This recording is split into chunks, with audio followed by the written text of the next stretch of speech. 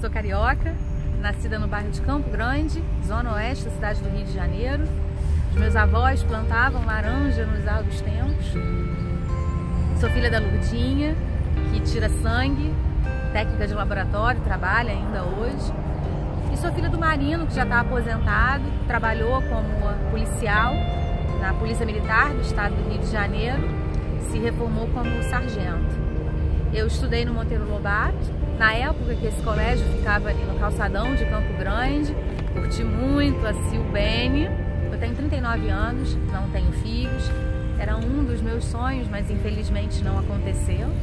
Sou divorciada, meu ex-marido estudou comigo no Monteiro Lobato, somos muito amigos até hoje. Aliás, eu tive a sorte de entrar no maternal na escola com 2 anos de idade e continuar com o mesmo grupo de amigos até a gente se formar no final do 3º ano do antigo 2º grau, hoje ensino médio, e nós somos amigos até hoje. Tem um grupo pequeno que ainda é muito próximo. Eu sou bióloga, estudei no Instituto de Biologia da UFRJ, optei pelo bacharelado em genética, sou geneticista, e na sequência eu fiz um mestrado em biofísica no Instituto de Biofísica Carlos Chagas Filho e o doutorado também no Instituto de Biofísica. Foram 11 anos frequentando a Ilha do Fundão. Eu saía da minha casa em Campo Grande super cedo, ainda escuro, pegava um ônibus da minha casa até a rodoviária, depois entrava na 3ª fila do 397, tinha que esperar a 3ª fila, eu contava o número de pessoas na fila para conseguir ir pelo menos sentada, saltava no meio da Avenida Brasil e ainda tinha que pegar outro ônibus até a Ilha do Fundão. Alternativamente eu podia pegar o especial, mas o especial só tinha 2 ônibus por dia naquela época e a fila era ainda maior. Foi um sacrifício, mas valeu muito a pena.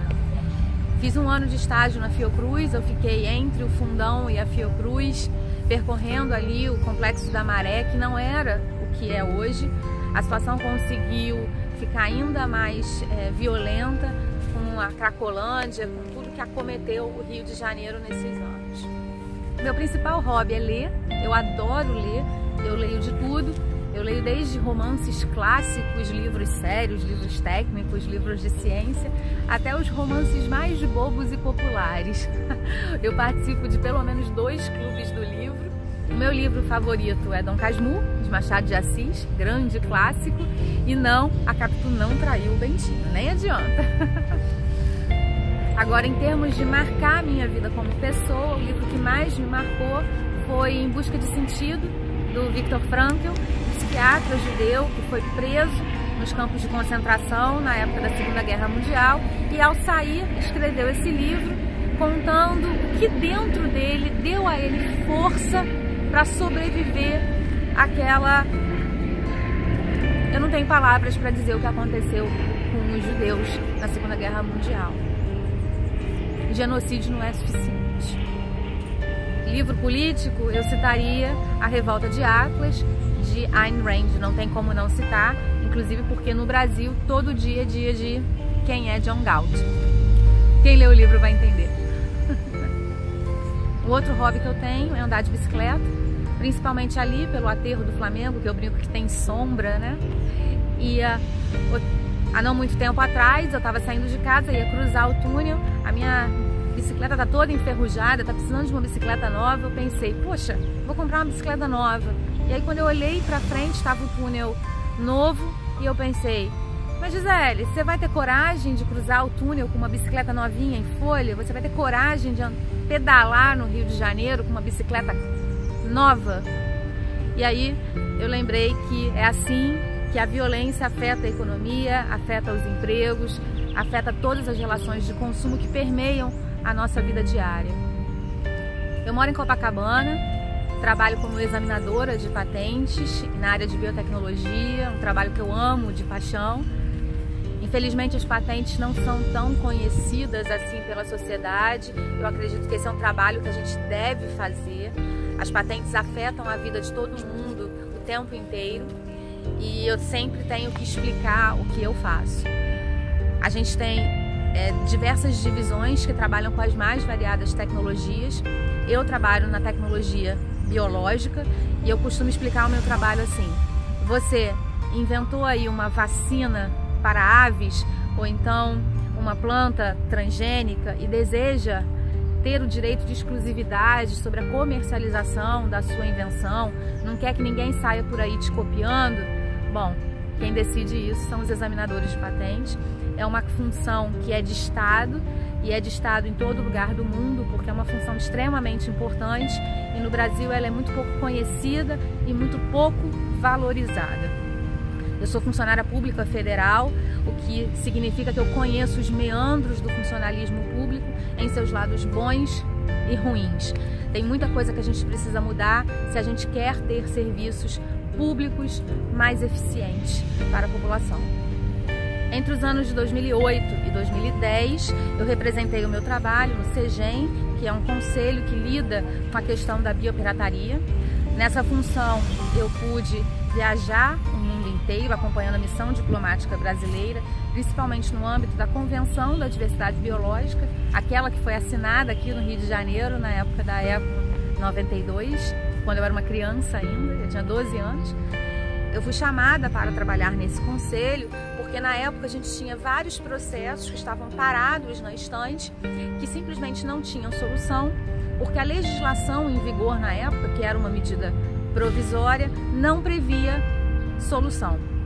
E a pesquisa tecnológica que envolvia a biodiversidade tinha simplesmente ficado presa numa estante.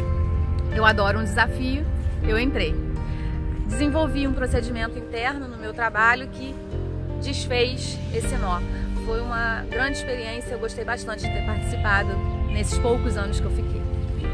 Eu falo inglês fluente, falo um pouco de francês e um pouco de espanhol, eu gosto de dizer que é a nível intermediário, mas eu trabalhei como professora de inglês, foi meu primeiro emprego, e na sequência eu trabalhei como tradutora de livros técnicos de genética. Antes de eu me candidatar, quando jogava o meu nome no Google, era a primeira coisa que aparecia, né, os livros que eu traduzia. Agora parece só coisa de política. Eu trabalhei também como professora universitária, eu dava aulas de biofísica e de fisiologia para estudantes de graduação no curso de fonoaudiologia, e para os cursos de pós-graduação em acústica eu dava aula sobre toda a questão do aparelho auditivo, toda a parte de psicoacústica. Eu adoro dar aulas, amo, infelizmente eu não tenho mais tempo, mas é uma coisa que eu amo, sou apaixonada. Em 2011 eu fui indicada pelo meu trabalho para cursar na Escola Superior de Guerra, a ESG, um curso que se chama Curso de Altos Estudos de Política e Estratégia, o CAEP. Esse curso mescla civis com militares, então tínhamos funcionários do executivo, como eu, mas também funcionários do legislativo, funcionários do judiciário, juízes, desembargadores, do Ministério Público, promotores. Tínhamos militares das 3 forças, Marinha, Exército e Aeronáutica, é nessa ordem, tá? Tínhamos policiais de todas as polícias, tinha policial militar, policial civil, delegados da Polícia Civil, delegados da Polícia Federal. Foi um curso que abriu os meus olhos para o que é o Brasil. Com a ESG eu tive a oportunidade de conhecer o Brasil como um todo, em todas as suas expressões. A gente não só viajou pelo Brasil inteiro, pelo Norte, Nordeste, Sul, Centro-Oeste. Eu fui inclusive na Cabeça do Cachorro, que é a pontinha lá da Amazônia, conhecer uma base do Exército em Maturacá. Na cidade de São Gabriel da Cachoeira também conheci. Visitei parques tecnológicos, as escolas de formação das diferentes forças. Me deu uma visão geral do que é o Brasil, né, em toda a sua complexidade. Foi um curso que eu gosto de dizer que abriu os meus olhos, abriu os meus horizontes. Me tirou da caixinha de cientista para uma caixinha maior de brasileira, de cidadã do Brasil. Há 2 anos eu montei um site na internet. Quem tiver curiosidade está em www.gggomes.com. É um site que fala de patentes e biotecnologia. Eu gosto sempre de dizer que a gente precisa divulgar isso, a gente precisa ensinar isso para as pessoas. As patentes, elas são uma barganha entre o governo e os inventores. O governo dá aos inventores, como uma fórmula de estímulo, um direito temporário de exclusividade sobre as suas invenções e, em troca, os inventores revelam a sua invenção em detalhes, eles descrevem a invenção.